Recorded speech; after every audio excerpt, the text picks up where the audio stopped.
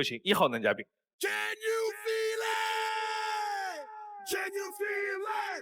Sean Rock says, can you feel it? Sean Rock says, can you feel it? Feel it, feel it.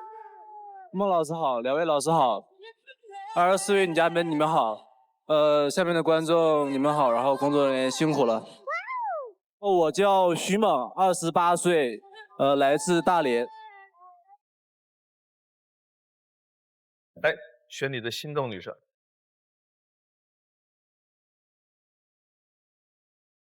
谢谢孟老师。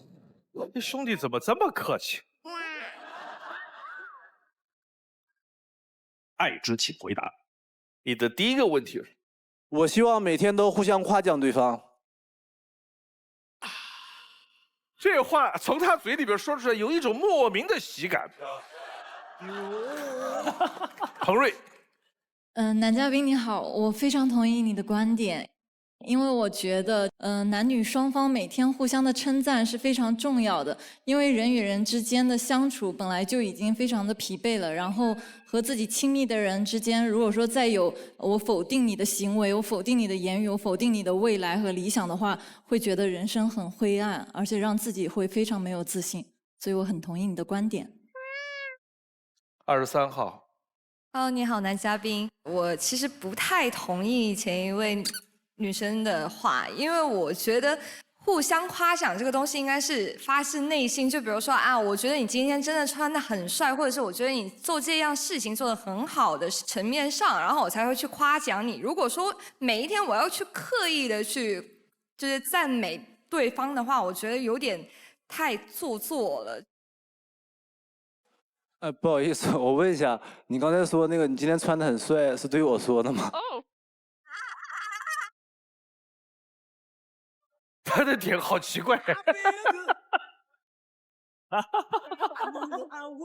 他就听到这一句是吧？你眼神是不是视力不太好？300多度，对吧？他刚才说了这半天，你就听到穿衣服很帅这一句了是吧？对，我刚才想接，但是我怕打断他不太礼貌，然后就一直想着这句话。今天真的穿得很帅。那你夸一夸他。他又看不清楚。啊，你声音好好听，你说夸他声音好听。就你声音很好听，然后夸人也比较诚实，夸得很对。8号。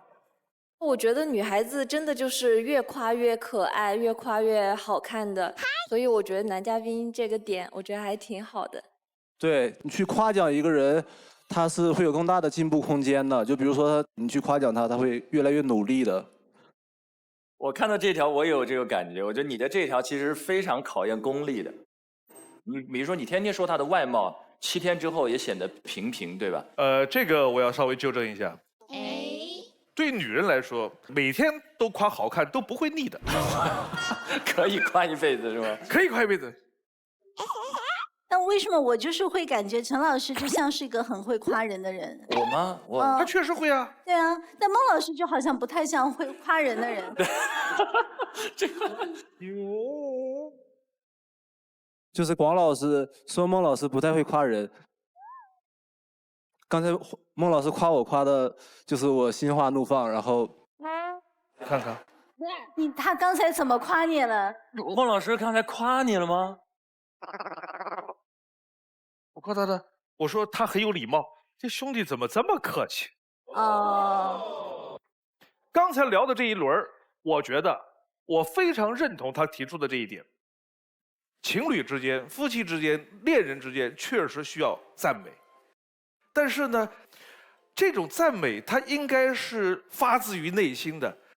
第一，不能义务化，不能制度化，不能把它数据化。就是说，你是我女朋友，我真的就有义务每天在夸你。数据化是每天至少2遍。记住，你今天少夸1次，我告诉你，你已经有3天没有夸我了。你一制度化，它就没意思了，它就不像是一种情感活动。这个赞美它就失去了意义。第二个问题。我不希望未来的家里有厨房。因为我家一直有个传统是男的去做饭，然后呢，一直也有一个观点是女人去做饭容易变成黄脸婆，特别是炒菜，特别容易老得快。你看，多会心疼女人的男人，还押韵，会炒菜，老得快。然后到哪了？忘了。我一夸他吧，他就容易断片儿。所以你看，夸人在什么节点就很重要。23号，男嘉宾，我想问一下，你觉得我面黄吗？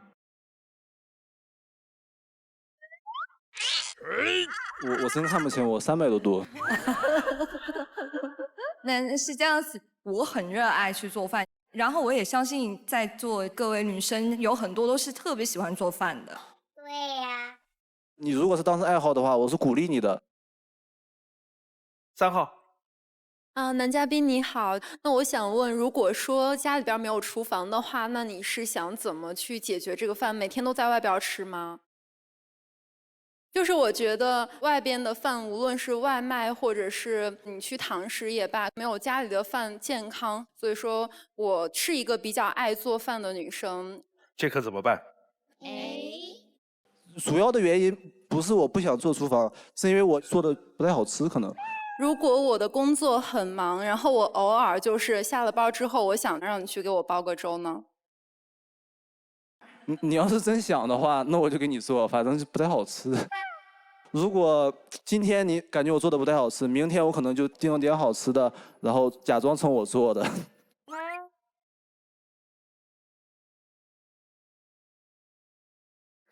4号。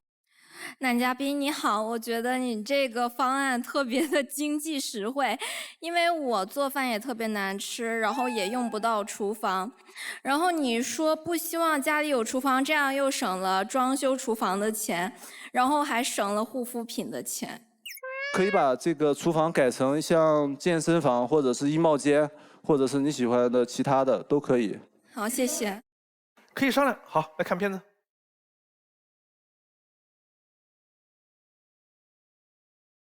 大连，一座不大不小的城市，节奏不快，海鲜不赖。我叫徐猛，在大连经营着一家建材加工厂。习惯忙碌，闲了我就会坐不住，从不待在店里等生意上门，机会要主动出击。走嘞！生意都是跑出来的，你只要出门，见到那么多陌生人，你不问问怎么知道他不想买你的砖呢？哎哈喽，帅哥。我们是做食材的，自己的加工厂，自己的原材料。哎，了解一下，帅哥，给你打折。印象中第一笔大单就是这么来的，远远看着一辆豪车要开进小区，追着跑进车库，跑了100多米，硬是把名片塞给了他。最终我也成为了他的稳定供应商。现在工厂面积已经做到500多平。在做建材之前也有过几次创业经历，虽然都没有成功，但我从不后悔，哪怕是现在的工作，我也不觉得我会做一辈子。人生只要在路上，就得动起来。如果下定决心做出改变，就永远不要懒散等待。业余生活我也是坐不住的人，你要我宅在家里，那我真是屁股上长了钉子一样。春夏踢足球，1周2次5人制的小场足球，秋冬去滑雪，每个冬天都会有10来天待在雪场。喜欢足球和滑雪，是因为这2个运动能让我把自己的位置看得很小，顿时就让我感觉世界变得很大。之前滑雪骨折了，然后医生告诉我要在家里静养1个月，但是我没有一天是在家里待着的，每天都要去找朋友出去散散步之类的。宅在家里是找不到女朋友的，这不我来非诚勿扰了。期待有一个人让好动的我能安静感受他的所有。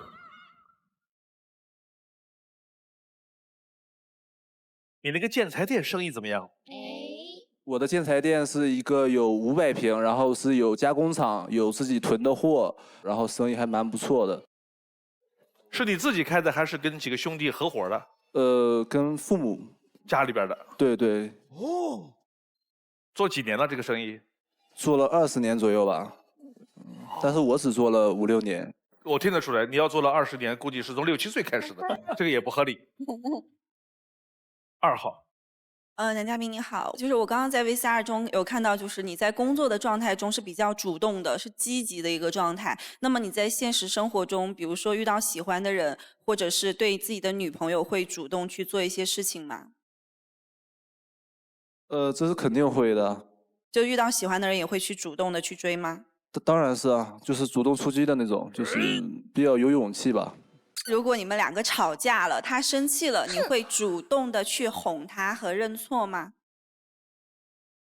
那肯定的呀，为什么不？对你一个为什么不把我问懵了？好像说的是挺有道理的，挺好的，谢谢。他说话这个有一种萌萌的，但是又很坚定的，不管他听懂没听懂，他都很坚定。这个男嘉宾不是咱们原来担心的那种回避型的哈，他是特别实诚、直接。他特别容易打开自己。你看那个小片儿里，他可以去招揽生意啊，他特别容易跟人建立关系，他是一种很热情主动的性格。而且有他的一种独特的幽默，而且他的夸奖就会显得很真诚，不是那种油腻式的夸奖。包括他刚才说为什么不，你知道他说的是真心话，所以我也回答不上来，就挺好的。你看到我们这儿来都是夸你的，你没发现？这我说下次再来是不是不太好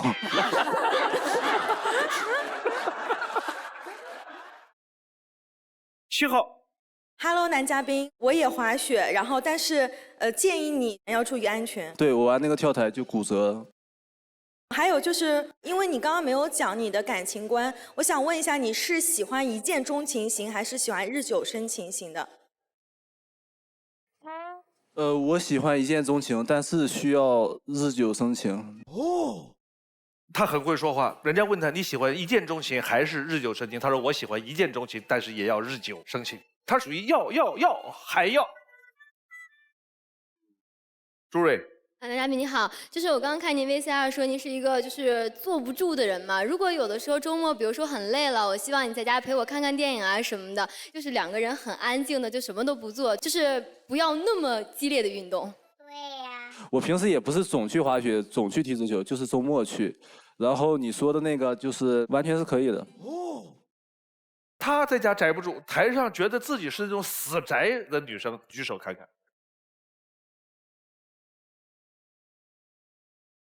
完了，1/3。哇哦！11号，李嘉欣。男嘉宾你好，就是我平常确实比较宅，就是如果说闲的时候，我就在家可以1周甚至更长时间不出门。哇哦！就我天天躺在床上，我就喜欢睡觉，然后玩一玩那些小游戏。就是我感觉你宅可能是没什么事儿出去做，还是因为就喜欢在家待着？对，因为我觉得工作的时候就很忙，然后闲下来我就想躺在床上歇着，我都不想出去运动。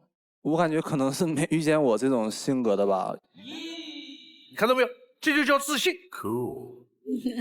我感觉就是我开着车，你坐着副驾驶，然后我给你准备好零食，我们去郊游，在帐篷里你吃的东西，然后你就躺在那看书或者是休息，这样的话你接受吗？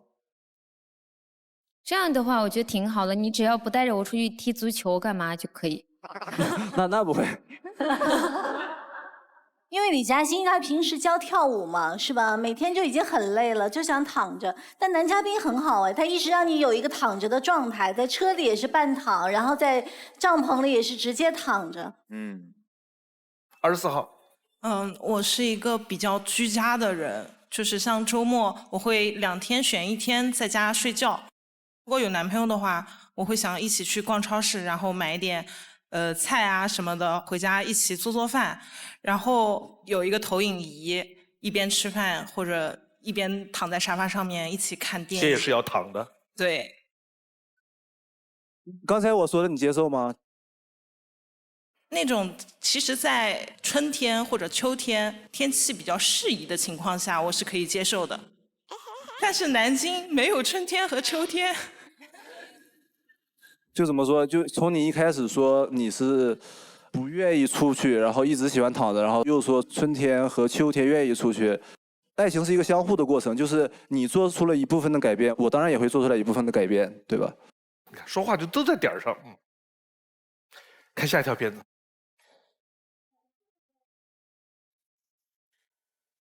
若问何物最深情，水灵大眼摄我心。我的感情经历不多，但每段必是一眼定情后，我选择主动出击。印象最深刻的是第2段，当时我身体不舒服去医院，帮我挂水的护士戴着口罩，但是一双大眼睛弧度特别好看，我忍不住搭讪：“你的眼睛好特别呀，又大又漂亮。眼睛是心灵的窗户的话，你这是落地窗啊。”他一下就被我逗笑了，整整1个小时，我都控制不住的看他的身影，好几次的对视都让我心跳不已。和他在一起后，我也时常被大眼睛所治愈。女生不止一次在家里收到过其他男生送给她的礼物，每次气氛降到了冰点，但一看到她委屈、眼眶湿润的样子，我感觉我的嘴巴变慢了，时间停滞了，当下就心软了。但后面实在是躲不开他的夺命句式。如果是我前男友，他早就把菜下好放我碗里了。如果是我前男友，早就给我惊喜了。哎呀！如果是我前男友，早就挽着我走了。情绪积淀久了，我突然感觉哄不动了，也因为毕业去深圳打拼，于是和平分手。其实2个人在一段感情中打打闹闹是很正常的，但是感情需要一起维持。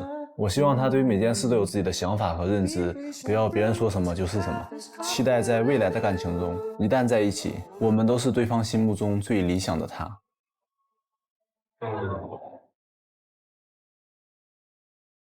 你特别喜欢大眼萌妹是吧？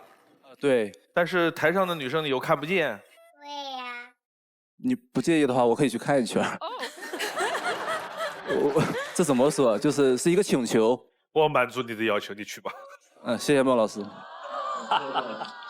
好嘞，考验眼睛的时候到了。大眼睛 ，check it out， 可以不知道你的名字。还回头看一眼。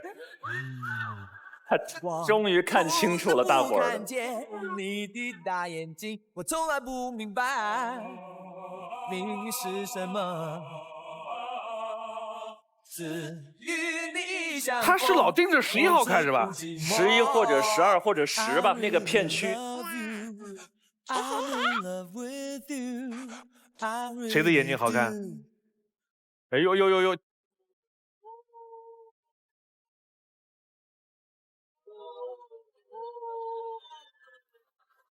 这几盏灯灭了，怪谁呢？陈明，怪我。没有。不怪你，怪我下去走了一圈，他们把我看清楚了。不的，就剩这3个，现在还好心留着灯。哎呦，还真是。你当时生什么病去医院挂水的？就是感冒了，我有鼻炎，就是炎症很重，嗓子会很不舒服那种，已经很难受了。对，已经难受成这样了，躺在医院还要夸妹子眼睛大。你好好看哦，眼睛好大。5号。男嘉宾你好，你说你喜欢大眼睛，我觉得我可能是全场眼睛最小的，我想知道这是你的硬性要求吗？灭完灯了还能再亮吗？你看他实在就是都灭了灯了，你跟我在这瞎叨什么用？眼睛大并不代表着就是漂亮，或者眼睛小就并不代表它不漂亮，就是你很好的。好。来，最后一个问题，12号。男嘉宾你好，我想问一下，就是你对这个眼睛是一种特别的执着吗？还是？就是我认为眼睛可能是心灵的窗户那种，眼睛好看的人一般都心里比较透彻、清澈的那种感觉，然后都比较有上进心。眼睛好看的人有上进心。我再想夸你已经有很大的困难了。我要替他说2句，就是。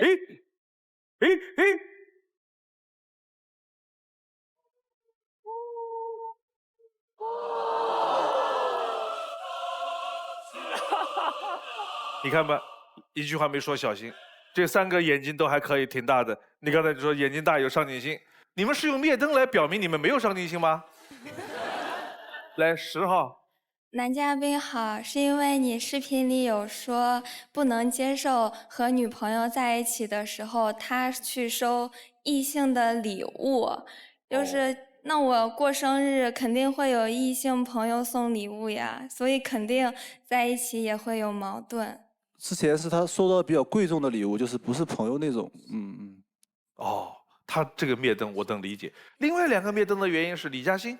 通过男嘉宾说话，我觉得感觉男生是那种特别实在，就挺好的。但是如果你每天夸我的话，就让我变得很自负，我觉得不会变得会很好。12号灭灯的原因。男嘉宾好，可能我会觉得就是比如说一个眼睛好看的女生，然后你和她对视，你喜欢她，你会为她心动，而不是觉得我看你的眼睛好看是因为你有上进心。我不太理解你这一点。就可能紧张了，做错了，确实他俩有点不搭嘎。要不要你们看一下他心动女生是哪一位？来看大屏。花开有时，不负期待。《非诚勿扰》马上回来，《非诚勿扰》现在继续。来看大屏。看看大眼睛。哇！哎呀！你看他来回来去的，我说，哎，好像是不是老盯着11号看？陈明还帮你说了一句，好像是10、11、12。我要不那么说，就只剩1盏灯了。结果也是一样的，大家都很喜欢你。可惜不是你陪我到最后，曾一起走却走失那谢谢莫老师。感觉那是你牵过我的手。有请下一位男嘉宾。 Can you feel it? Can you feel it? Sean Rock says, can you feel it? Sean Rock says, can you feel it? Sean Rock says, can you feel it? 孟老师好，2位老师好，20岁女生大家晚上好，我叫杨雷，来自西安，今年28岁。来选你的心动女生。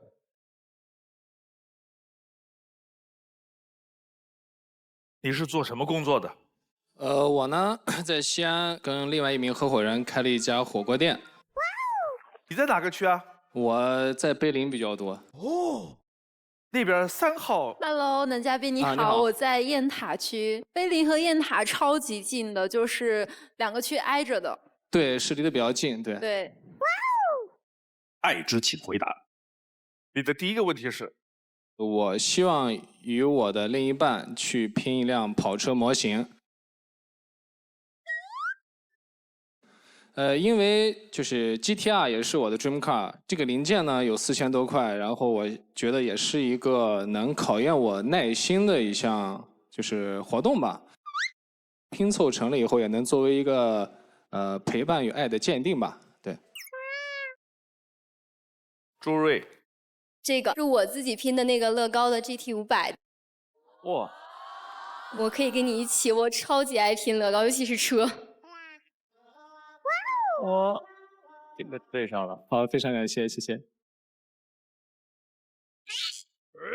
3号。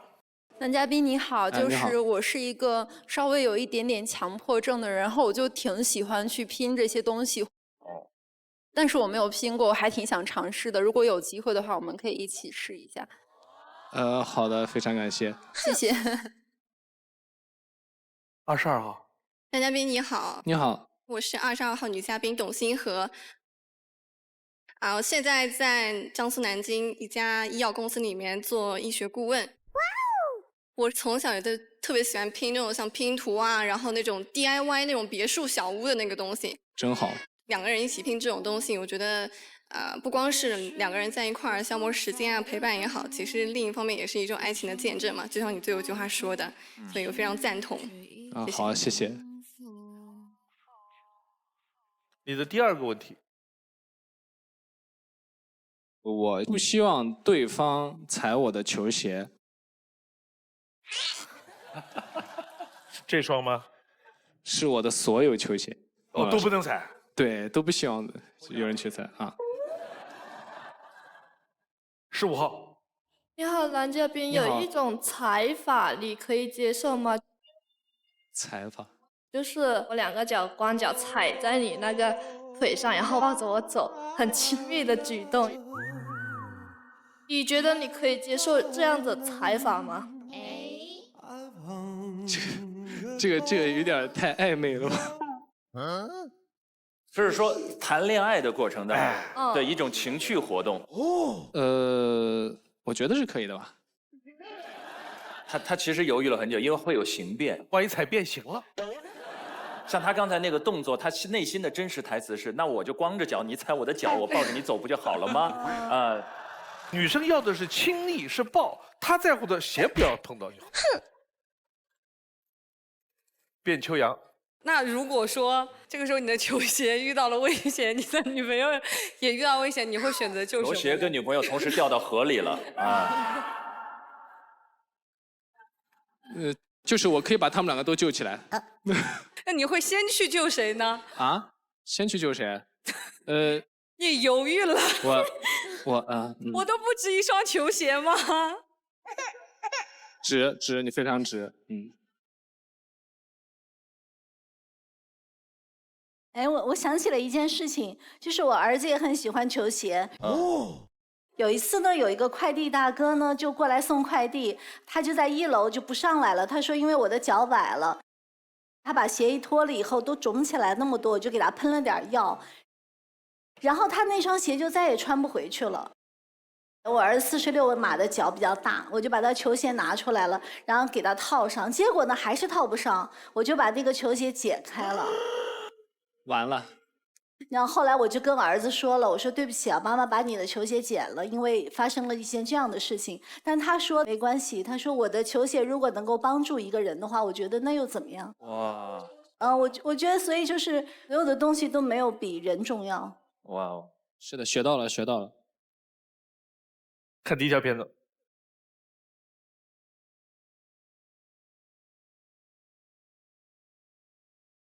我叫杨雷，是一家新且潮的火锅店合伙人。你好，欢迎光临。为了更好的改善火锅口味，我也经常会调研一些不同派系的火锅。老北京火锅香气扑鼻，重庆火锅味道偏重，粤系呢海鲜火锅，云贵系的菌汤火锅都极具特色。吃过这么多火锅，我还是强烈推荐我的最爱牛油辣锅。对于火锅我情有独钟，生活中我也是专情路线。给大家介绍一下我的第9任女朋友机车。高中开始就看车类杂志，大学时认识了一帮骑机车的朋友，也就找到了我的一生所爱。这几年拿了驾照，有了积蓄，机车呢也陆陆续续换了9辆。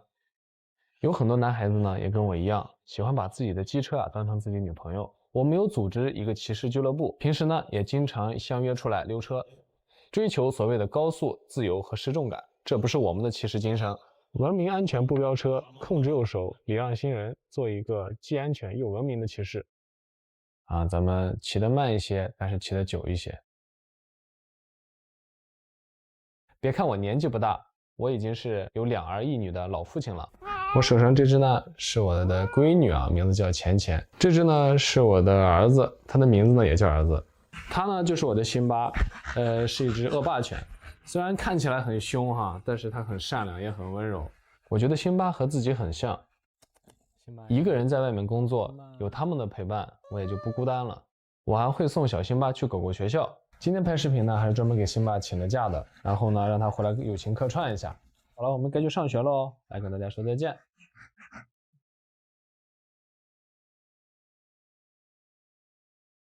在中国这么多美食里边大概火锅的受欢迎程度真的是很难有另外的一种吃的方式超过它。比较流行的2大类别，一个是川渝地区的重庆火锅，还有就是北方的涮羊肉。对，北派火锅。这2种大概是普及面最广的2个。对，感觉每个城市都会有。哎，你们还有没有哪些其他的火锅可以补充进来的呀？好比说咱们南派的火锅，粤系，打边炉。就是对，看大屏，海鲜火锅还有什么就澳门豆捞那一种。它就是比较清淡啊，营养比较丰富。潮汕那边好像还有一种非常清的牛肉锅，对，它就是只用肉汤。对，纯牛肉。看都饿了。10号。男嘉宾你好，你好，你在视频里说你有2儿1女，是的，对。如果你的女朋友她害怕猫猫狗狗，你咋处理呀？我会在女朋友过来见我的时候，把他们安置好，给他们买一个就是比较好的或者好看一些的住所，让他们住进去。对。就是你不会放弃你的猫猫狗狗。当然我是会在保护自己另一半的情况下，然后也不去伤害我的猫猫狗狗，毕竟跟他们已经相处了很长时间，也是有感情的，对。哦，好的。3号。男嘉宾你好。你好。我知道养这些小动物，它是需要耗费很长时间、很大量的精力。如果就是我们在一起的话，会不会说把这些时间精力去分给就是你的女朋友？我觉得我的毛孩子们，是可以陪伴2个人的，就是我可以花更多的精力去陪自己女朋友，因为女朋友还是能跟我一起生活，然后一起能陪伴我更久的人，对。好的，谢谢。1号。看到你的 VCR 里说你的宠物狗让它上那个宠物学校。对，是的。然后我想问一下，你有问过小狗的意愿，它愿意去上学吗？好问题，好问题。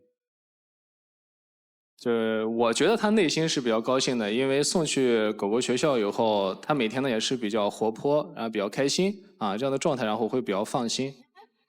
虽然它是一只恶霸犬，但是它的脑容量真的太小了，我想让它成为一个有文化的狗，对。小辛巴它学什么样的知识呢？就比如说会让它坐呀、卧下、定点上厕所这样子。哦。但是我发现啊，就是这个钱花了回来了以后，还是没什么太大作用，就我也是原谅它了。你说的这个话题，我觉得还真是挺有意义的。就是像德国，你家里边养狗，它必须去那个社区那个学校里边去上。对，是的。上满了之后，给你一个证，你才能回家养狗，要不然不行。当然有些狗实在太蠢，它有时候也学不会。我觉得，如果你爱一个宠物的话，应该顺应它的天性。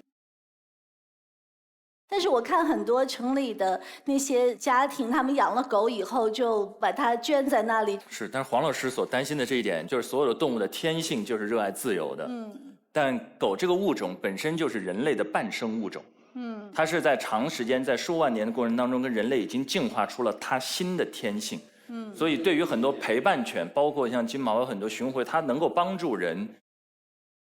我们是站在人类中心主义，才觉得我们驯化了狗。但你想想看，这几万年它也驯化了我们，所以驯化也本身是双向的合作进化关系。谢谢，学到了。你的那个机车团队大概有多少人啊？我们机车俱乐部里面可能有70个人左右。哦。我们从来不会飙车。对，因为一定要控制右手，做一名合格的骑士啊，然后这样才能会骑车骑得久一点。对，既是对自己负责，也是对他人负责。对，是这样的。8号。男嘉宾你好。你好。如果你的女朋友不太愿意你玩机车，怕你会出危险的话，会怎么办呢？玩机车啊，通常来说出危险真的是一个是快，再另外一个呢可能是硬件上的一些问题。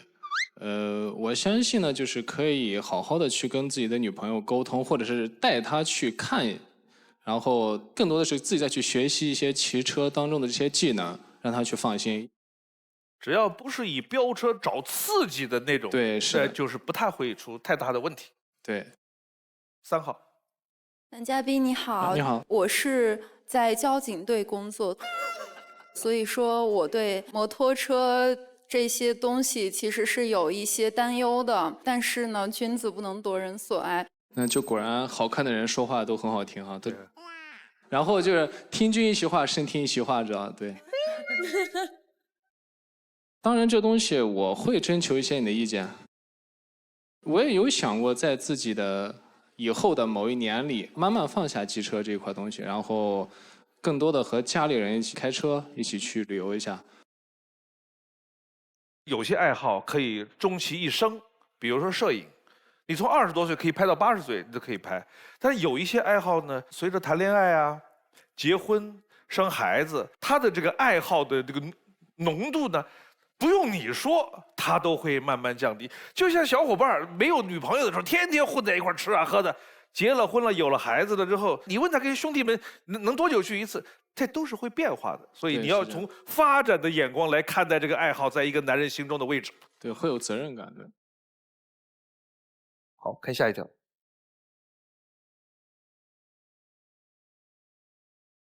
你是否相信你喜欢的运动会帮你选择另一半？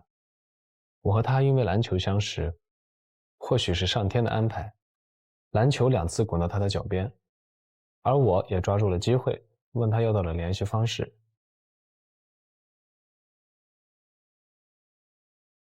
那时身边的哥们儿都接二连三的脱单了。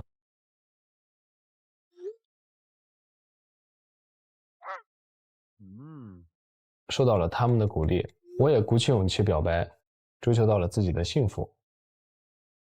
在这段异地感情中，我时常与他畅想未来，等毕业以后，我们一起努力，就可以在同一个城市工作，这样我们就可以天天在一起了。算了吧，现在这么久才见一次，以后的事谁知道？对于我谈的未来，他有强烈的抵触心理。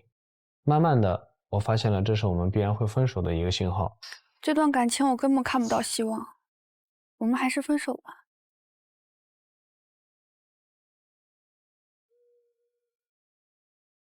第2段感情，我们有着共同的爱好——机车。因为这个爱好，我们经常见面，有了共同的话题，让我们之间的好感度瞬间倍增。没过多久，我们就在一起了。但生活总需要我们做出选择。我们一会儿去哪溜一圈？哦，就是我决定我要回老家了。我们可以回去一起啊，我们可以一起奋斗啊。女生在北京学习考古专业，我知道留在大城市工作才是她最好的选择。回老家的那天，我逼迫自己接受现实，让自己做恋爱里那个狠心提出分手的人。我不想耽误你，我觉得大城市更适合你的发展，你就先分开吧。等我把事情处理完，我就去找你。分开后，我们都冷静下来，我才把心里的顾虑和他坦白。他选择了理解，和平地结束了这段感情。现在的我不会在感情中一意孤行了，做出一些我以为的决定。如果遇到一个对的人，我敢承诺他一定不会成为我的焦虑和负担。我会承担起责任，一起变得更好。10号。男嘉宾你好，你好。你在视频里说你的第1段感情是因为身边的朋友都谈恋爱了，然后你是为了谈恋爱而去找了一个女朋友。我先就是狡辩一下啊，是因为一呢是喜欢，二呢也是想要自己身边有一个陪伴自己的人。好，谢谢。24号。你好，男嘉宾，我你好想问一下你，因为我是在南京，你现在是在西安嘛，还是会面临异地恋的问题？对，是。那你要怎么样来经营一段异地恋？我可能会也去征求一些对方的意见，然后一起去商量嘛，不会去那么自我了，对。我比较喜欢在南方，你可以接受吗？就是不一定是南京。可以的，没有问题。可以的，没有问题。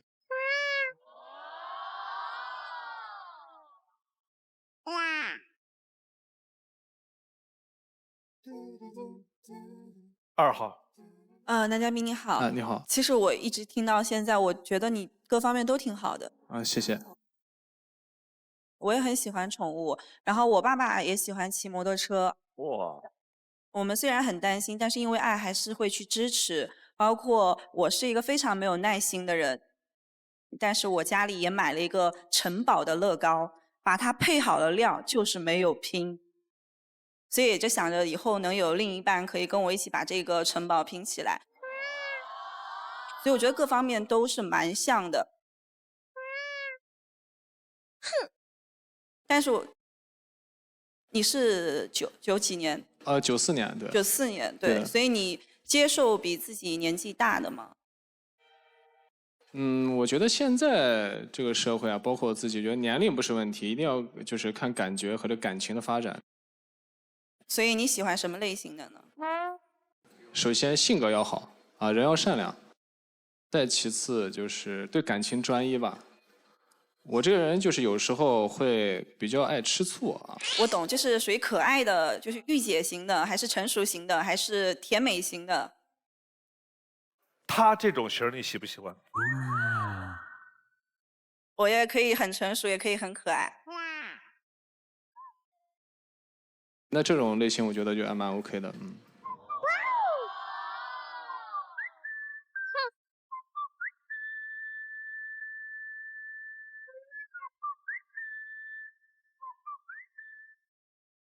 来，最后一个问题，22号。我本身是一个比较粘人的人，也非常排斥异地恋，所以如果两个人相爱的话，我觉得我可以去你的那个地方去工作。我不知道你是否能接受。我本人的话也比较喜欢另一半黏着我，对。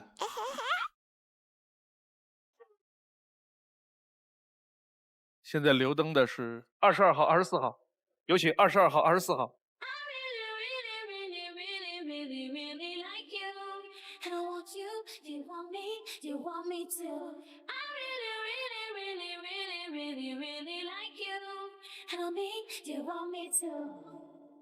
来看男嘉宾的心动女生是哪一位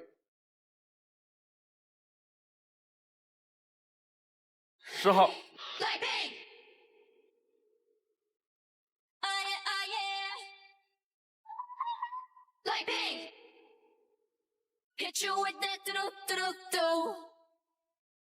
杨雷的智推女生是花开有时，不负期待。非诚勿扰，马上回来。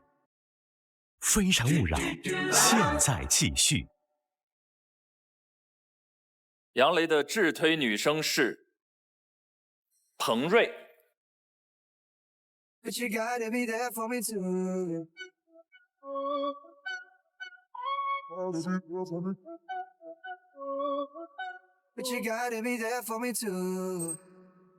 男生性格开朗、阳光、有活力、自信、乐观、勇敢，非常在意是否被人尊重。感情里既浪漫感性，又温和耐心，看重感觉，同时也在意跟另一半的情感连接。女生性格初始时会有一点小骄傲和高冷的感觉，熟悉之后你会发现是一个非常温柔细腻的女生。感情当中需要时间的积累，通过相处，慢慢的确认对方的诚意和对自己的关注度。两个人在感情当中都喜欢陪伴，都看重与另一半的互动和回应，是可以一起成长、一起追求品质生活的一对，供两位参考。谢谢您。来看4个女生基本资料：董星河，我喜欢的，我讨厌的，我的梦想。第3个吧。我的梦想，梦想和自己喜欢并且喜欢自己的男生周游世界，那个他会是你吗？范浩然，憧憬的恋爱，运动派，泪流成河。第2个运动派。是个非常热爱运动的阳光女孩，喜欢能出汗、消耗体力快的运动，像高尔夫和羽毛球就都很擅长。运动完毕精疲力尽，快速入睡的感觉也很棒。高尔夫是一个消耗体力快的运动吗？跟谁比？跟打桌球比，它是消耗体力比较大。彭瑞，我与保龄球的故事，我的爱好，我的小宠。我的小宠吗？哇哦。单轩逸，一个人的生活，扔，理想中的爱情。第1个。不爱逛街，出门大部分原因是为了吃，最长一次宅家20天，弹琴、画画、追剧、看书，在家里的生活也可以很充实。最后一个问题问4个女生。在你们工作与生活当中很疲惫的时候，会选择什么样的放松方式呢？如果这种情况下就是很累的时候，我还是喜欢一个人待着。好的。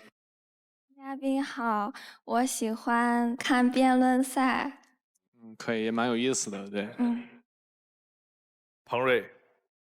男嘉宾好，如果说我有男朋友的话，我会特别喜欢依赖男朋友，或者说想要他给我一个抱抱。好，谢谢。我是一个比较宅的人，然后工作确实也比较忙，所以这几天也刷新了我对睡觉的记录，我已经从能睡15个小时睡到16个小时了，所以我很累的时候就是一直在睡觉。要做最后的决定了。如果你坚持选中间2个小青和小白，有可能被拒绝你自己的去。两侧的小青和小白，你可以带走其中一个。想清楚，你的决定是？我选择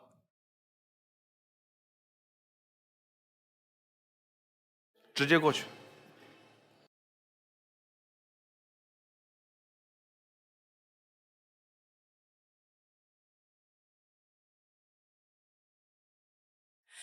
你是对的人，不得不承认，无可取代的认真。挺好，挺好。我是对的人，最简单的眼神，也躲住我心里的患。有请下一位男嘉宾。Can you feel it? Sean Rock says. Can you feel it? Sean Rock says. Can you feel it? Sean Rock says. Can you feel it? Can you feel it? 孟老师好，2位老师好，24位女嘉宾好，我叫赵子龙，今年23岁，我来自山西运城，目前在南京工作。哎，选你的心动女生。爱之请回答。你的第一个问题是？我希望我的另一半可以接受我饭前的一个仪式感，就是每次做好饭之后，我就是先把我用过的锅碗瓢盆先给它清洗干净，我再去吃饭。哦，菜不凉了吗？一热锅又得洗，然后又凉了，然后又热，然后这就叫仪式，你懂不懂？我想问一下，你小时候是奶奶带大的还是外婆带大的？她的习惯跟我外婆一模一样。我是奶奶带大的。来，卞秋月。哎，男嘉宾你好，我和你是一样的。做完菜第一件事一定要先把锅刷完，然后再去吃饭，就必须是这个样子的节奏。如果说先吃饭再去洗那个锅碗瓢盆，我就受不了，就这顿饭我就吃不下去。我和你是一样的。4号。你好，我觉得我也是一样，但是理由倒是不太一样，因为我是怕，我吃完饭之后我吃得太饱，我就会想睡觉，所以那一堆就留在那儿，一直可能要留到明天。我的话也是有点这个意思，吃完饭之后就会有一点懒惰。你的第2个问题。我不希望我的另一半他总是跟我说马上到。女孩子的话，她出门肯定要比男孩子稍微繁琐一点嘛，都可以理解。但是像之前的时候跟前女友在一块儿，她会经常跟我说马上到，马上到。但是我就想知道这个马上到是多久呢？你女朋友的马上到，你有没有统计过平均是多久？半个小时左右。再撑一撑就是1集电视剧了。8号。男嘉宾，我的话我比较实诚，我不会说马上到，我会说，我到眉毛了。化妆化到眉毛吗？不是，你是从上往下算呢，还是从下往上？你要从下往上到眉毛，最后一道吹头发，那还得有半小时。15号。要男嘉宾，我马上到就是都是准时的，因为我家里钟表、我的手表都是调快5分钟到10分钟，因为我每次看一下我的表，我就是快到了，然后我就去到那边，我就可以提前5分钟或10分钟到。哦，骗一下自己。这是一个特别好的习惯。我的话，我会怎么做？我会，比如说我们约好下午1点出去玩或者出去吃饭，我会跟他说我们提前1个小时，这样的话他刚好就能在1点的时候就到那边。你对女人的认识还比较肤浅。好，看片子。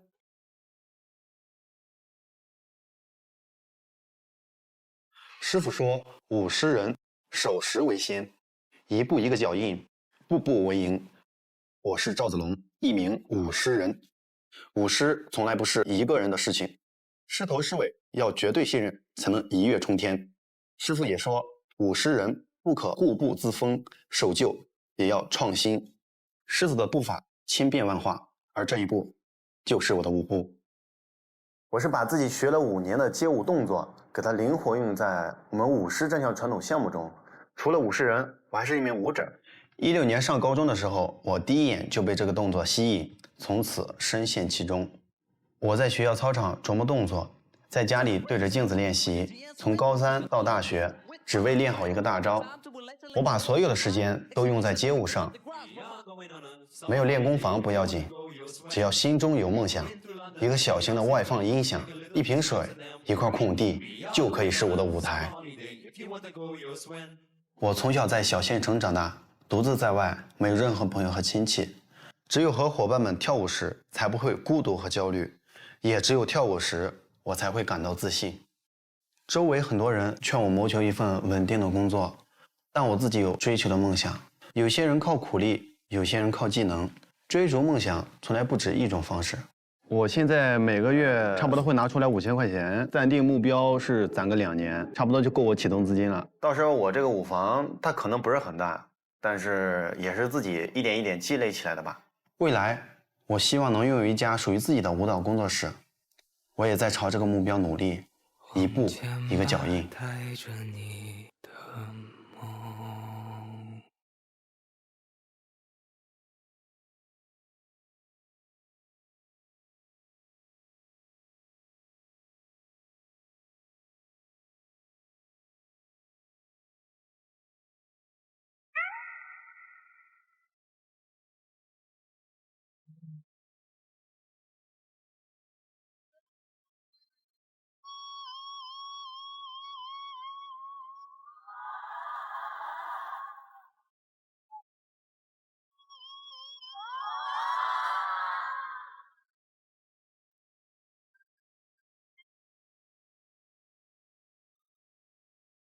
哇！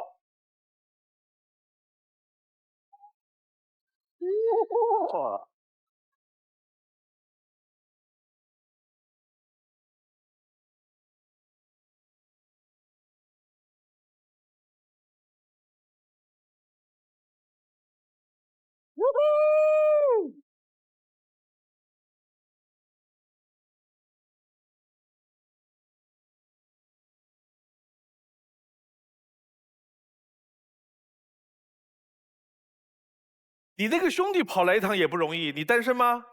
单身是吧？下一期你来。你从什么时候开始学这个的？之前上大学的时候，我们街舞社有一前辈，他就是舞狮子的，我自己对这个也是比较感兴趣，所以就跟着他一起学了。哦，3号。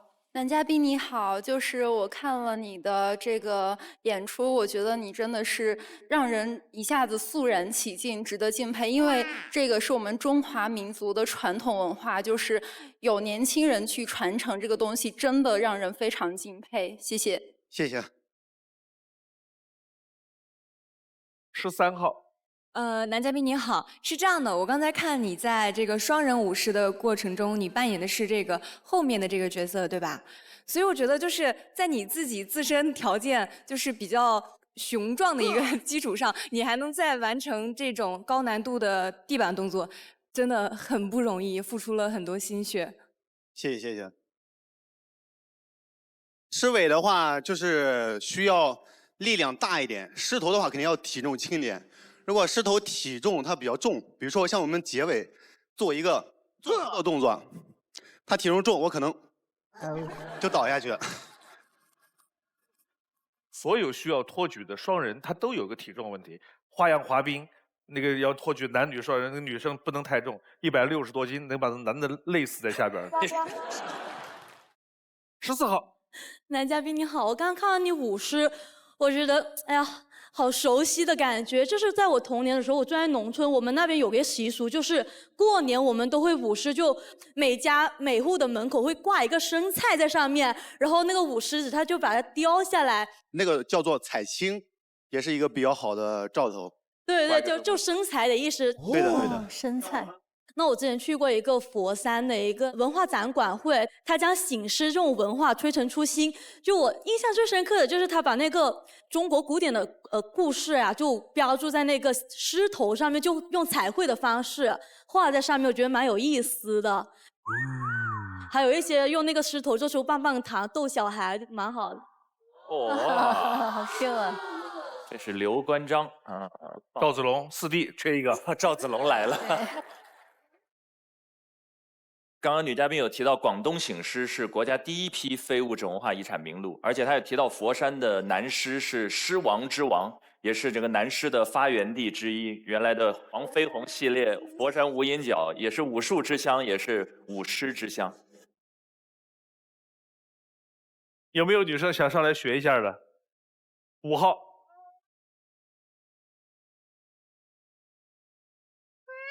5号适合做狮头啊。里边有个绳子是控制眼睛的，一拽它眼睛就眨了。哦，你看，好 Q。你哇。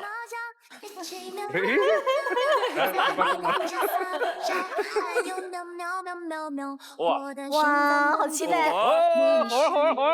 来了！我们一起学猫叫，一起喵喵喵喵喵，在你面前撒个娇，还有喵喵喵喵喵，我的心脏砰砰跳，你们傻你的大笑，如果说爱我就喵喵喵。收，好，玩够了吧？他玩的不想下去了，没了，他还站在那儿，非常厉害。哎，我想起那个5号上次说过一个关爱麻风病人哈，下次可以带他们一块儿去舞个狮子。我觉得我已经学会了。你还得找个伴儿啊，光有狮得2个人呢，这个玩意儿。你把狮尾带走吧。对啊。23号。Hello， 你好，男嘉宾。其实我刚刚看到你的 VCR 里面，你说你未来2年是计划存钱后想要开一个舞蹈室，是吧？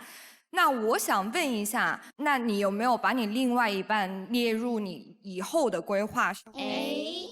像你刚才说，我每个月都会存钱，因为我这个目标的话是在短暂的2年之内给它实现之后，就能拥有一家自己的舞房。拥有之后，那赚钱的话可能就和现在不一样。男人嘛，就先把自己的事业给它稳定住，你的感情，它自然就会稳定的。我是这样想的。好的，谢谢。哎，我想问一下，你的收入里边，上课的收入和你舞狮哪一个多一些？上课多一点，我舞狮的话是我的兴趣爱好。兼职。哎，我记得好像11号是舞蹈老师哈。多多关注。男嘉宾你好，我是那个拉丁舞老师，就是咱们2个的职业是一样的。拉丁舞老师是很有气质的。谢谢。啊，而且尤其是你这正好听起来好像也缺一个拉丁舞老师，你的这个舞蹈班对吧？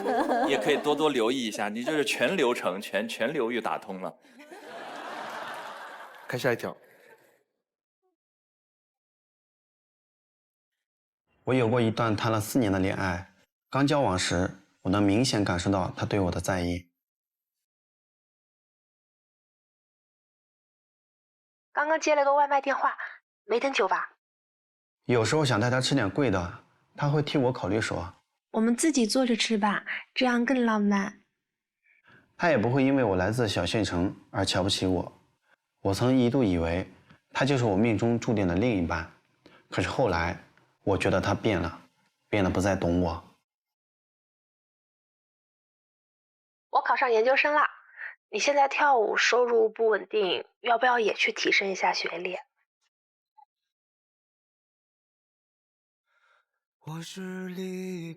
但我觉得每个人的自身情况不同，我看待这个的话是比较现实一点的。读书他要花钱，谈恋爱他也要花钱，而且自己也慢慢长大了。我就想着从经济上面给家庭减轻一些负担，所以我就选择早早的毕业出来，赶紧工作赚钱吧。我认真给他分享工作上的事情时，他的态度和我想要的不一样，不理解，甚至还有一些敷衍。因为理念不合，争吵变多，他向我提出了分手。那个是2020年5月份的事情了，应该。反正当时看到他那个消息，我就赶紧买了一张去他家那边的火车票。敲开他家门，也是我第一次见到他妈妈。后来他妈妈觉得我这个行为就非常的冲动，也是很鲁莽，就跟我说让我们2个就不要再见面了。看着我深爱3、4年的女孩就这么离开，感觉自己整个世界都崩塌了。后来他也是不顾他妈妈反对找我复合，但是复合之后我就感觉2个人之间还是有些细微的变化。他平常跟我分享他身边的新事物、新朋友，我感觉自己就插不上话。平常我有时间找他玩，但是他忙于学习，慢慢的2个人之间距离就越来越大，我就变得可有可无了。我面对现实选择了放手，而他选择了默认。在朋友眼中，我是一个重色轻友的人，在外面和朋友一起玩，如果女朋友一个电话让我回去，我会毫不犹豫的立刻回去。我觉得自己还挺重感情的，未来希望找到一个理解并支持我梦想的女生，共同经营一段甜蜜的爱情。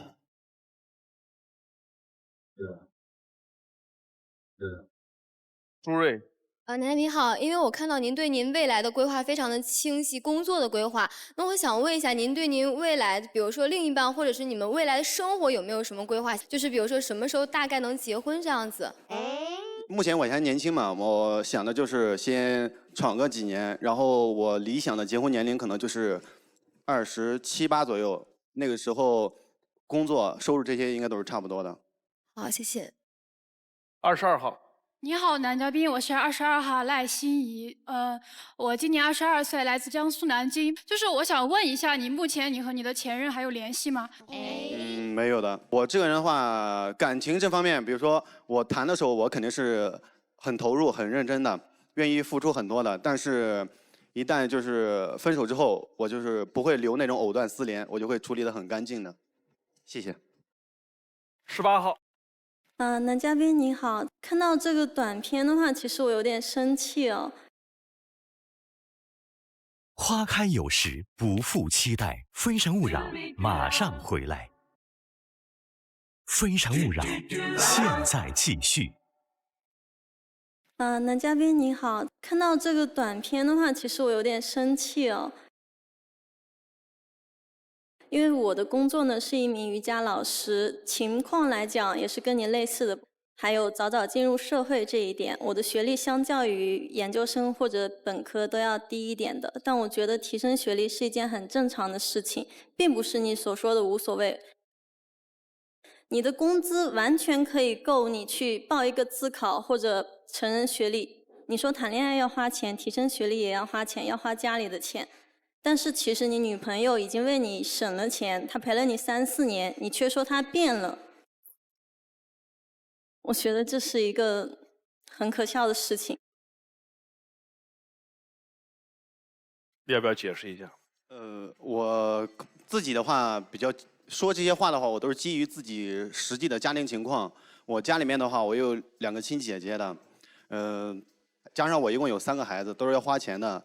所以我考虑更现实一点。我当然也知道他是为了我好，等一下，我要打断你。他没有在乎你的家庭，没有在乎你的学历，只是说从他自己出发。如果你学历更高一点，可能对你在社会上以后的发展，或者说你之后的梦想都更好。而且你所谓的攒5000，你那些钱早已经够你去学习了，根本不需要再麻烦家里。好了，我说完了，谢谢。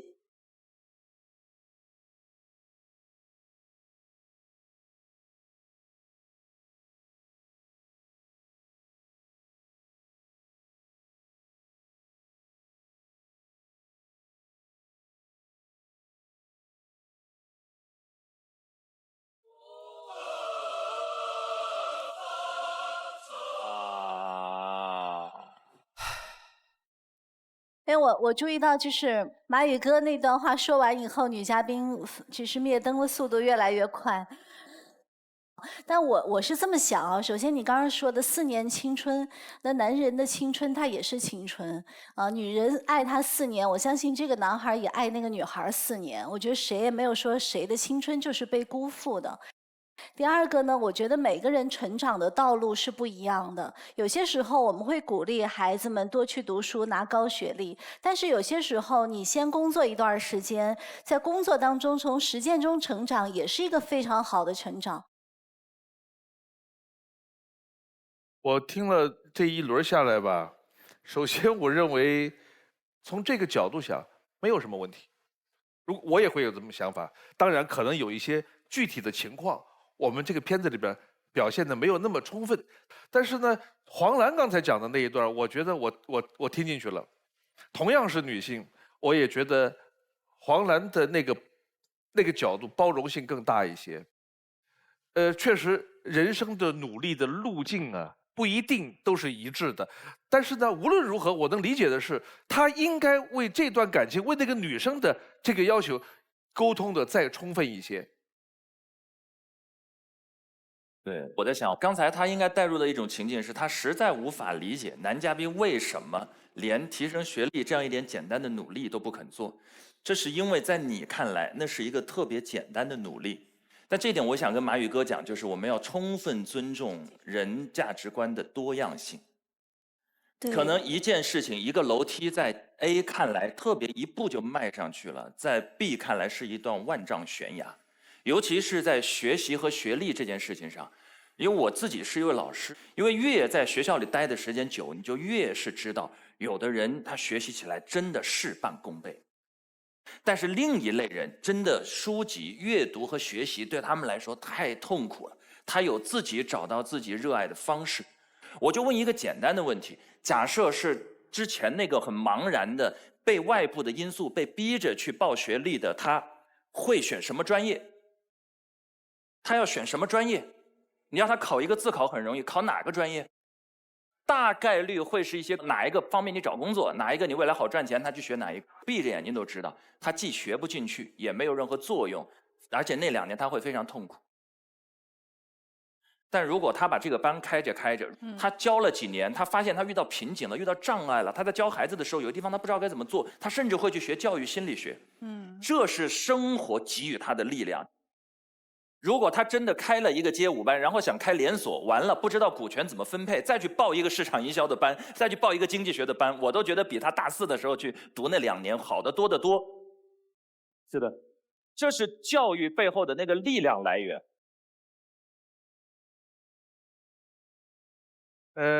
这个呢，刚才那番讨论，我觉得是很有价值，无论是对他，或者是对女生，或者是对收看我们节目的观众。概括起来，无非是2句话：第一，我们要珍惜每一段感情；第二，尊重每个人选择发展的路径的多样性。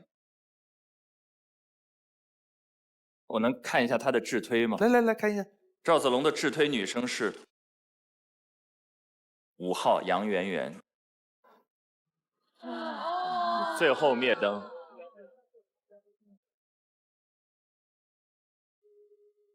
就是我现在有一点大脑一片空白，然后我就只想说，刚才跟他舞狮真的很开心，就我一直沉浸在这个事情中。你一直沉浸在舞狮的快乐中，然后把灯灭了，我的天！那就这样吧，再见。我不过想亲手触摸弯过腰的每一刻，留下的石头的脚印，是不是值得？有请下一位男嘉宾。 Can you feel it? Can you feel it? Sean Roxas. Can you feel it? Sean Roxas. Can you feel it? Sean Roxas. Can you feel it? Feel it? Feel it? 莫非老师好，两位老师好，在场的各位女嘉宾大家好，我叫王鹏，来自陕西西安。来选你的心动女生。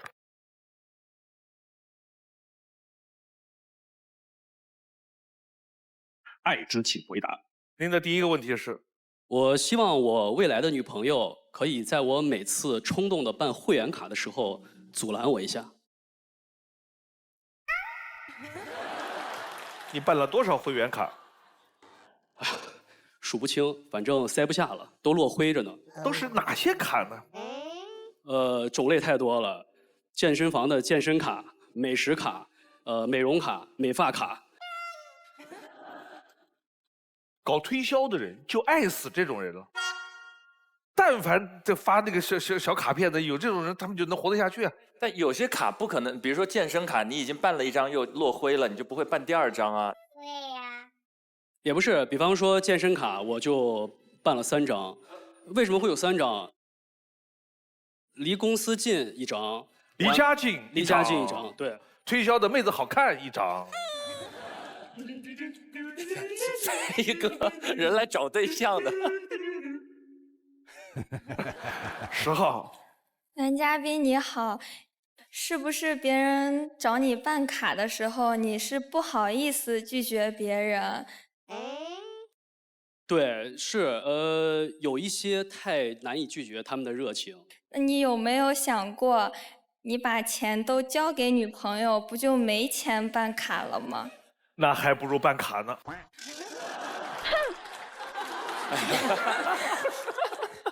15号。男嘉宾你好，比如说你花了这一笔钱办个健身卡，然后你花完之后就没钱吃饭了，那你还会这样听他们一直推销，你就买了吗？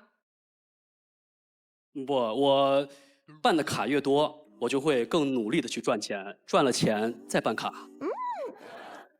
赚钱办卡，没钱了再赚钱办卡，活着就是为了办卡。对。23号。Hello， 你好，男嘉宾。其实我以前也是跟你一样，就是特别爱办卡，但其实我没有考虑到那个实用性，然后我就会就是用了一招，我就说如果下一次我还会来的话，那我可能会办这样子，所以这个我可以建议一下男嘉宾这样子。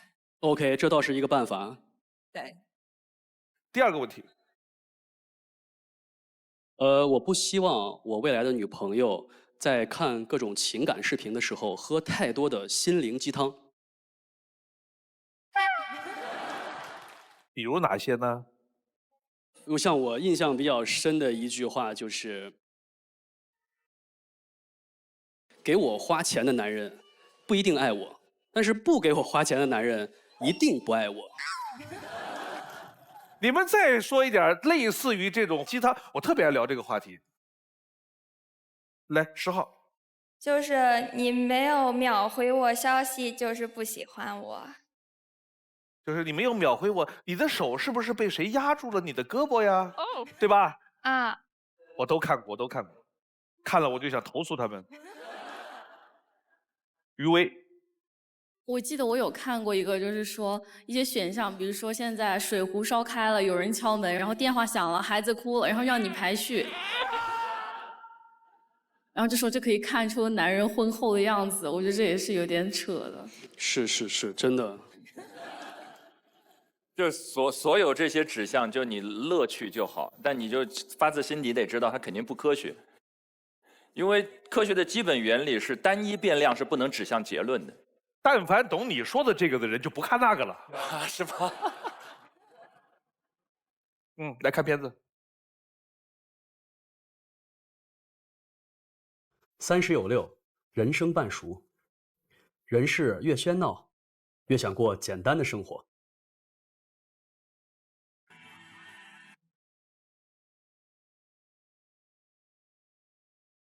兄弟，今天晚上打球来不了了，孩子病了。唉，今儿晚上的球局又泡汤了。回家喽。我的球友们除了我都结婚或者有女朋友了，所以约场球越来越难。老郭和我一般大，如今是2个孩子的父亲。麦迪，我们球队里最小的一个，看这全身的劲儿，估计又和女朋友吵架了。孩子，我们走一个。来，散场后的小聚，饭桌上大家聊家庭，聊小孩。其实我一点也不羡慕他们，每个人的节奏不同，该来的都会来。回忆起我的经历，我感觉可以拍成一部电视剧了。跑过建筑，开过茶楼，从基层工人做到公司中层领导，这种一步一个脚印的努力，让我感受到前所未有的成就感。现在我在家里的建筑装饰公司做副总，但莫名的总有不踏实感，总想成家前再折腾出点名堂。小时候成为篮球运动员是我的梦想，现在经济上有能力了，就想开个篮球场。等我老了，打不动球了，还能坐在场边看年轻人奔跑灌篮。那一刻，梦想照进现实。我是一个特别怀旧的人，现在时不时还会开着车去儿时住过的地方转一转。你看这条路，是我上学的必经之路。小时候我喜欢拍着篮球去上学。你们看这个墙边，这就是我小时候跟邻居家的孩子蹦弹球的地儿。走过而立，迎来不惑，自制力变得很强，尽量保持在一个年轻的状态。人生半熟，期待与你谈一场小火慢炖的恋爱。你说到怀旧这个事儿啊，我们来看一下大屏幕，有一些东西看看大家有没有人认识啊。这个我估计用过的都是70后，陈明用过没有？我用过，我们小学的时候，中午的时候家里会带的时候，饭和菜都在里边。但是我们很快就是那种桶装3层，生活水平就提高了，保温的那种。那我们中学，我上初中用的就这个，要放在书包里边吧，怕洒了油出来了。放在自行车后边那个架的时候，你夹不住这个东西。那怎么办呢？补那个自行车轮胎的那个内胎，知道吗？这么宽的，弹性特别大，弄一节儿一粘，把它往自行车后边一拉一夹上去，把它箍在这上面，就 OK 了。这个都认识吧？啊，衬托。现在菜场还有这个吗？有。你看那几个阿姨说有，是真有，那是真有。然后有的时候吧，他会骗你，你看啊，那个老板，你看高高的，他不认识。小虎队干脆面，小虎队，哎，这是我们那时候的盲盒，相当于啊。你知道我们节目为什么从00后一直到50后都有人看吗？就这个原因。孟老师，你见过这个吗？这个手机，对，摩托罗拉翻盖是。这个手机其实承载了我们蛮多的一些回忆。就是这个手机，我省吃俭用了好久，然后买了一个，对，我还觉得蛮有纪念意义的。还有包括这个文具盒，你看这个文具盒上面它是坑坑洼洼的。它记录了我童年追逐打闹时候的那种时光。还有里边这个贴画是郭富城的照片。哎呀，那是太年代感了。这个照片是我的同桌帮我贴上去的，当时我还记得我们学校的同学都争着留这个发型。他现在还是郭富城的，还是郭富城感觉。你想想，郭富城当年是不是这个发型？同桌的你，那同桌是男生还是女生？是男生。啊，这个手机没准儿还有跟初恋的短信。对，我在看到那个手机，我在想当年就是谈恋爱的时候，对就属于那个时代的爱情。短信。然后那个短信你有那么几条，你是永远都舍不得删的。是的。这个手机现在已经打不开了。哎，好像那个网上有它的那种充电线，你可以回去试试。对呀。还是别打开了，我们留着它。哎，那挺好，那真的有初恋的短信，好嘛。10号，男嘉宾你好，我也喜欢打各种球，然后你如果缺给你记分的话，我可以在你打篮球的时候给你记分。谢谢谢谢。其实我还蛮喜欢，就是有一种场景，就是我自己在球场上挥汗如雨，然后场下我的女朋友安静的看我打球，欣赏我每一个动作，甚至会拿出手机拍视频记录一下，我还会觉得蛮开心的。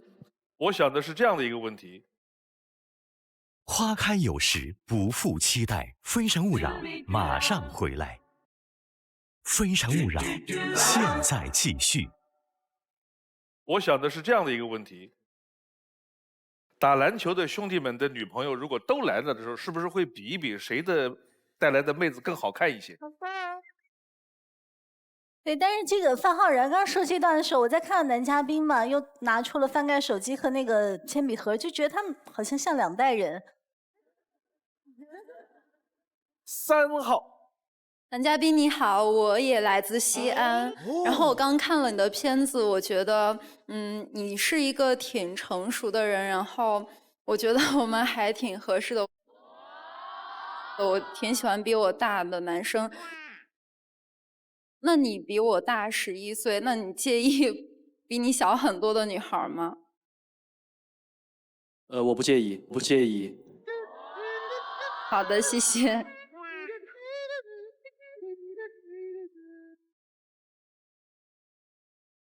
他住碑林区。不是，我住雁塔区。哦，雁塔区，你呢？雁塔区。哇哦。哦。你在哪一条街？就是我在雁塔和高新的交界的那个太白南路那儿。你？我们大概距离不到3公里。哇哦。我越来越近，3公里，这是属于步行可达。吃饭完了之后，你如果劲头大，遛弯也能遛3公里。对，对。陈意涵。男嘉宾你好，因为刚刚看你的那个 VCR， 有一点就是其实还挺有共鸣的，因为我跟你差不多，也是算同龄阶段的人。我周围的同学差不多有的就2婚，然后都有孩子了，但是我就是还是未婚。就是有时候也挺憧憬那个婚姻生活，但有时候也会有一点矛盾，就是对我是那种比较复杂情绪的。是，我觉得对于婚姻这方面的事情，针对于我们这个年纪的人啊，还是谨慎一些为好。是，我觉得还是要慎重一些，所以不要太焦虑，缘来了就好。从年龄上说，他们俩比较近；从距离上说，他们俩比较近。你看，到底是3公里比较有说服力呢，还是35岁比较有说服力呢？今天看是时间赢过空间，还是空间赢过时间啊？看下一条。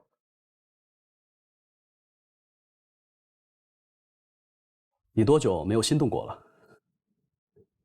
那时，我们同住一栋楼，经常在楼道偶遇。后来，我就算好时间，在楼下等他。在院子里一起散步。院子不大，我们走得很慢，一圈一圈。久而久之，2只手就牵在了一起。那时的心动，就是女生一蹦一跳从楼梯上下来的瞬间。她是一个很飒的女生，在外高冷，在我面前却小鸟依人。当时正值事业上升期，我们建立了一种既是战友又是恋人的关系。生意上，她帮我出谋划策，营收打理得井井有条。面对挫折，永远陪在我的身边。那时的心动，就是你失落的时候，他对你一个肯定的眼神。但是当时一心想着挣钱，没有好好的陪伴他，我们最终还是走散了。有人说，30岁以后，爱情就不再是爱情了。我觉得爱情和年纪没有关系。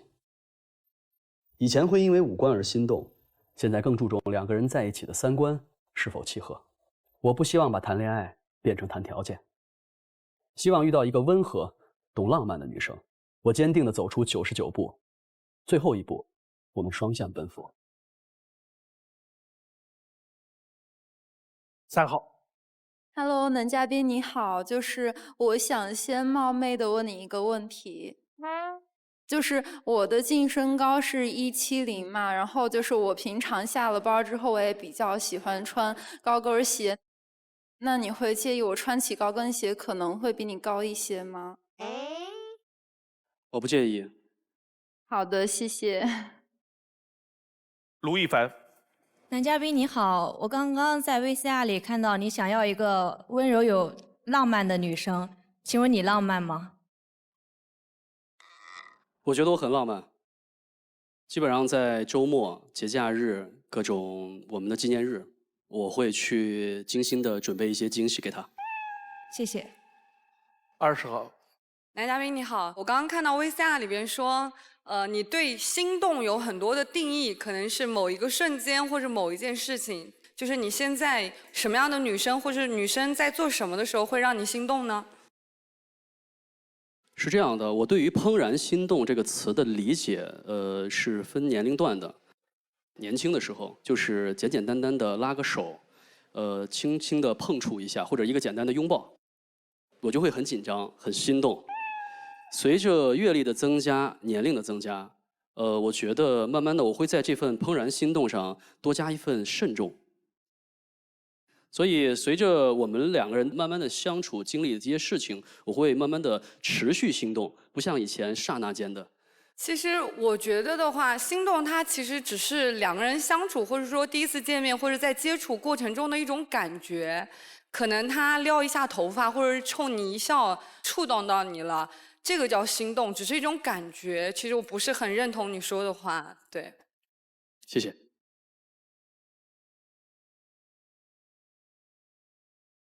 最后一个问题，7号。就是我还是想问一下男嘉宾，因为刚才视频里的3个女生好像都是类型不太一样的女生，所以我想问一下，就是男嘉宾您更喜欢哪一种类型的女生呢？我可能会更加喜欢在我们生活当中能够互相有所帮助、有所提高的这样的女生。就是希望可以跟您一块儿成长、共同进步的女性。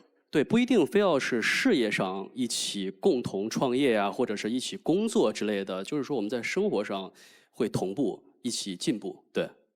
好，谢谢。现在留灯的是3号、7号。有请3号、7号。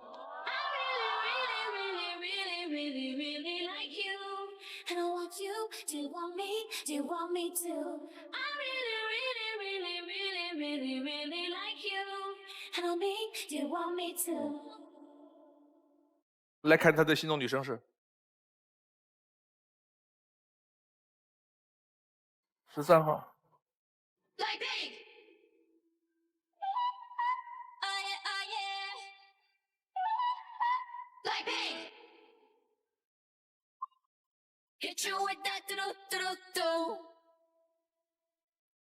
直推。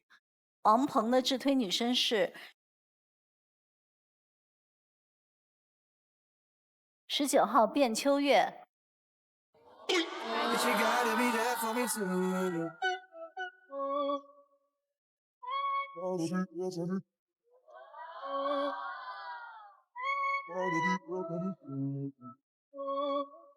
you gotta be there for me too. 男生绅士儒雅，谦逊内敛，待人接物周全有格调，在意他人的感受。感情中喜欢和伴侣分享自己的内心感受，享受彼此精心准备的浪漫时刻。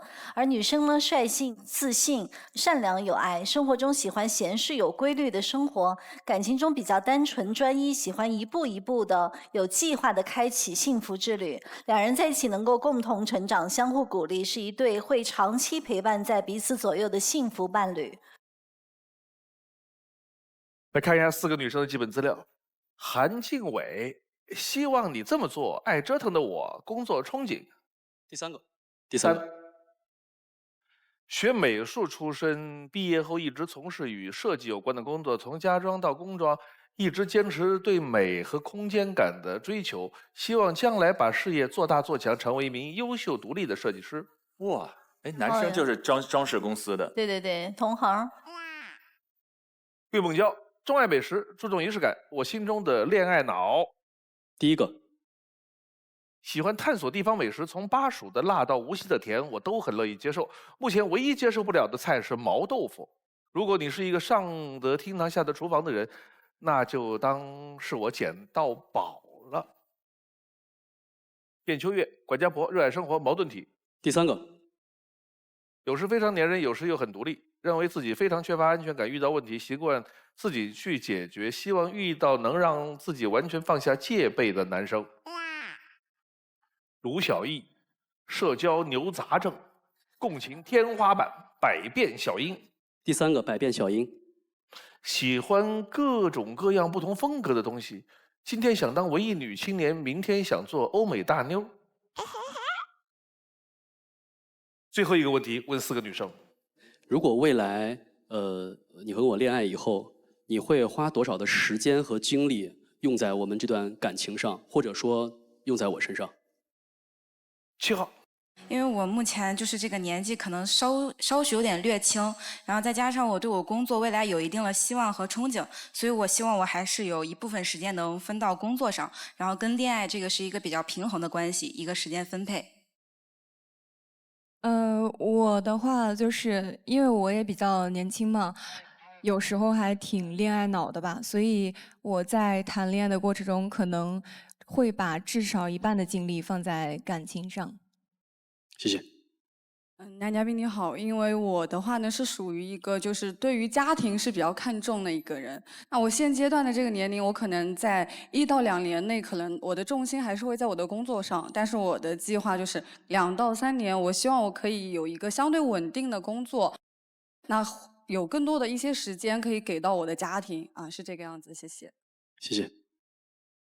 男嘉宾你好，就是我的现在的状况是我一般比较忙，而且周末的时候可能会有加班什么的。我也是一个比较独立的女孩，然后我希望我的除了工作以外的时间，我都可以就是和自己喜欢的人和朋友们在一起。对，好，谢谢。你要做最后的决定，选中间2个女生有可能被拒绝，你自己回去。另外2个女生，你可以牵手其中一个，你的决定是？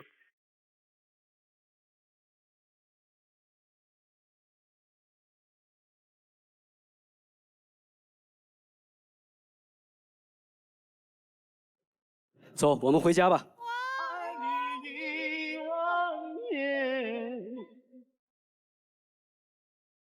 爱你经得起考验，飞越了时间的局限，拉近地狱的。谢谢收看今天的《非诚勿扰》，下期同一时间再见。往前一步是幸福，退后一步是孤独，在原地不动是为了看得更明白，爱情不能不清不楚。往前一步是幸福，退后一步是孤独，在纷纷扰扰之间，我明亮了双目，超能与我相爱的人一起到老。